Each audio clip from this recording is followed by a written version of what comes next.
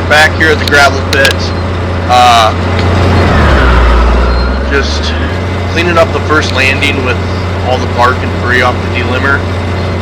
They're letting me use this D7N cat dozer. It's great having this thing on site. Had a lot of dozers in my life, but this thing will really push a mountain dirt and get some stuff done in a hurry.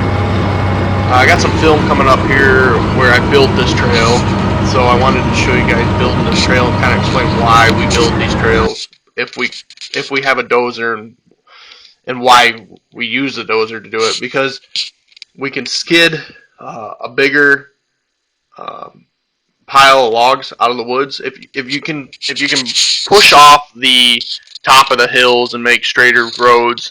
What we're doing here is just trying to speed the skid time up. So you're looking at, like, instead of pulling 1 or 2 trees up these hills without making roads, you can pull 4 or 5 or how many. Just bigger skids, and then on the way back they can really go fast on coming back and forth and making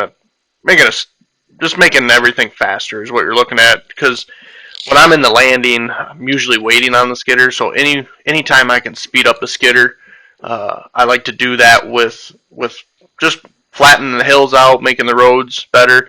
And what we're doing is I'm not making a road to every tree. We're just making a main road through the woods, and then you branch off there with the skidder to grab your skid and then head out.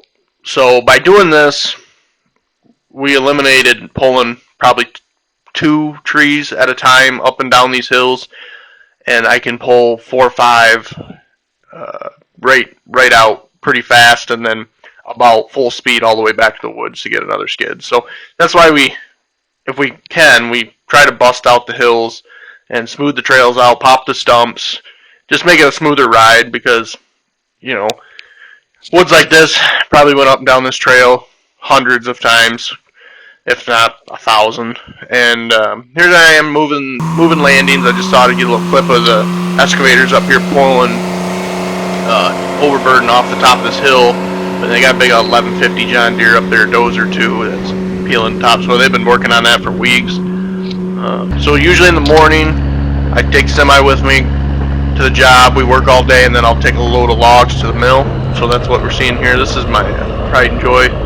It's a W900 with a 3406B cat in it. I love this truck. It's a really good truck. It's been a really good truck. It was a buddy of mine.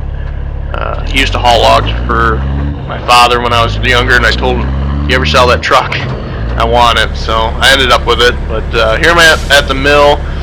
These guys are getting filled up. This is probably mid-August, end of August, and they're getting a lot of wood in the mill. And when you get a lot of wood in the mill, you get nervous, because what you end up with is spoiling and rotting and cracking from the heat of the summer. The spoilage and the cracking gets really bad in the heat. So what they got going on out there is, if you're wondering why they're sprinkling logs, they keep water on them 24/7 all summer, through the summer months. Those sprinklers never shut off. They just keep the water on it all the time. That keeps it from cracking and the heat getting to them and staining the